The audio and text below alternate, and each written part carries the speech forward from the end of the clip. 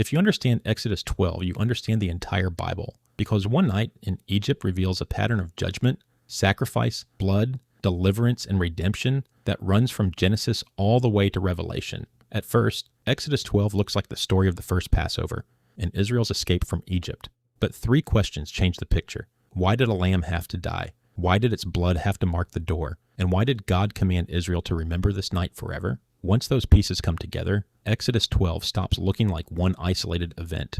It starts looking like a small picture of the Bible's entire story. Israel is still in Egypt. Pharaoh is still on his throne. And despite plague after plague, he still refuses to let God's people go. Then Exodus 12 begins with something unexpected. God changes the calendar. He tells Moses and Aaron that this month will now be the first month for Israel. That sounds like a minor detail, but Israel has not escaped yet. The Red Sea has not opened. Mount Sinai is still ahead. Pharaoh still appears to control their future. So why start a new calendar now? Because Israel's new life will be measured from the moment God delivers them. Before he changes where they live, he begins changing how they understand who they are. Then comes a much stranger command. Each household must choose an animal from the sheep or goats, a male, 1-year-old without blemish. They keep it until the 14th day. Then at twilight, they kill it. But the blood is not thrown away. It is placed on the 2 doorposts and across the top of the doorway. Inside, the family eats the meat with unleavened bread and bitter herbs while dressed to leave, belts fastened, sandals on, staffs in hand. Everything says the same thing. Be ready. This is the last night. But there is a problem. Pharaoh has refused before. Why should this time be different? Because this time, the greatest danger is not Pharaoh. God announces that he will pass through Egypt that night and strike the firstborn. Then comes the sentence at the center of the entire chapter. When I see the blood, I will pass over you. And that raises the first major question. Why blood? God knows which families are Israelites. Earlier plagues have already shown that he can distinguish between Israel and Egypt. Yet this time, God gives Israel a sign connected to the death of a sacrifice. And the text makes something very clear. The family inside cannot save itself. Their wealth cannot protect them. Their strength cannot protect them. They cannot fight what is coming. God provides the way of deliverance, and they must trust his word enough to follow it. Picture one of those houses at midnight. The meal is finished. The children are close. Everyone is dressed to travel. Outside the doorway is blood. But Pharaoh is still king. Egypt still surrounds them. Nothing seems to have changed. Then midnight comes. The firstborn throughout Egypt are struck. The judgment reaches from Pharaoh's palace to the prison, and a great cry rises across the land. But the blood-marked houses are passed over. Now the name makes sense. Passover. Yet that is only half the story, because the people are not spared merely to remain slaves. Pharaoh calls Moses and Aaron during the night. This time, there is no long argument. He tells them to leave. Take the people. Take the animals. Go. The Egyptians urge Israel to hurry, and suddenly the unleavened bread makes sense. There is no time for the dough to rise. Israel has to move. The people who entered that night as slaves are walking out by morning. And now, the first great pattern of Exodus 12 is complete. A sacrifice dies. Blood marks the house. Judgment passes over. And the people are brought out of bondage. But brought out for what? That is the next piece. God repeatedly told Pharaoh, "Let my people go, that they may serve me." Pharaoh treated Israel as his property. God called them my people. So the Exodus is not merely about changing locations, it is about changing masters. Israel is freed from Pharaoh to belong to God. That is why their journey does not end outside Egypt. They are going towards Sinai, where God will establish his covenant with them. Biblical freedom is already becoming something bigger than escape. God brings people out so he can bring them into a new life with him. And that makes God's next command even more important. Remember this night. Israel must keep the Passover in future generations. Why? Because the people who saw the Exodus will eventually die. Their children will have children who never saw Moses. They will never experience the plagues, hear Egypt crying at midnight, nor stand behind a blood-marked door. So God gives Israel a memorial. A child will ask, "What does this mean?" And the family will tell the story again. God passed over their houses. God delivered them. God brought them out. Passover turns deliverance into identity. And now the calendar at the beginning makes sense. Israel's new story begins with something God did for them. But why does this pattern matter to the entire Bible? For that, the story has to go backward. Genesis begins with humanity in God's presence. Then sin enters. Adam and Eve rebel. They are driven from Eden.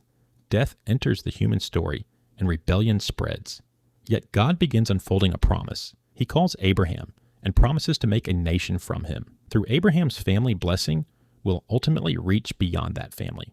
That family eventually enters Egypt. Genesis ends there, Exodus begins there. But now Abraham's descendants are slaves. So Exodus 12 is not an isolated rescue mission. God is continuing the promise that began in Genesis. And the Passover becomes one of the Bible's clearest pictures of how God delivers. But then something remarkable happens. The Passover does not disappear. Israel repeats it year after year, century after century. Each celebration points backward to slavery, to the lamb, to the blood, to freedom, until the New Testament suddenly brings Passover to the center of the story again. Jesus enters his final days as Passover approaches, and that timing matters. Israel is remembering the night God delivered his people from bondage at the exact time Jesus is moving toward the cross. Then Paul makes the connection explicit. In 1 Corinthians 5:7, he calls Christ our Passover lamb, who has been sacrificed. Now the pattern becomes much clearer. This does not mean every tiny object in Exodus 12 is a secret prediction about Jesus. The biblical connection is stronger than that because the New Testament itself makes it. John's Gospel adds another striking detail. Exodus 12 says, "The bones of the Passover sacrifice are not to be broken." At the crucifixion, soldiers break the legs of the men beside Jesus, but Jesus is already dead. His legs are not broken. John then points his readers to Scripture. Not one of his bones will be broken. The Passover pattern is appearing again, but there is one part people often miss. The first Passover was not complete when the sacrifice died. Israel still had to leave Egypt. They were spared and then brought out. That same movement becomes important in the New Testament. Humanity's deepest slavery is no longer presented as bondage to an earthly pharaoh. It is bondage to sin and death. And once again, people cannot simply free themselves. God acts. But salvation is not only escape from judgment, it creates a new life and a new belonging. Paul speaks about freedom from slavery to sin and belonging to God. Peter speaks of people being called out of darkness into God's marvelous light. The images differ. The pattern remains. Bondage, God's intervention, deliverance, a new identity, a people belonging to God. And then the Bible gives one final surprise. Exodus begins the pattern with a lamb, and Revelation ends with a lamb. In Revelation 5, John sees a lamb standing as though it had been slain, and the lamb is praised because his blood has ransomed people for God from every tribe, language, people, and nation. Now look at Exodus 12 again. A sacrifice, blood, deliverance, people brought out of bondage, people who now belong to God. Then look at Revelation. The picture has become larger, but the pattern is still there. And now the title finally makes sense. If you understand Exodus 12, you understand the entire Bible, not because every teaching in Scripture can be found in one chapter, but because one of the Bible's central patterns is already there. Genesis shows why humanity needs redemption. Exodus shows what deliverance looks like. The rest of the Old Testament develops God's covenant promises. The Gospels bring the story to Jesus. The New Testament identifies Christ with the Passover sacrifice. And Revelation ends with the Lamb and a redeemed people belonging to God. But return one last time to Egypt. Forget the Red Sea. Forget Sinai. Forget everything that comes later.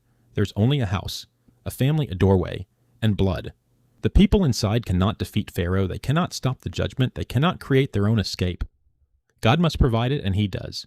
When I see the blood, I will pass over you. Then morning comes.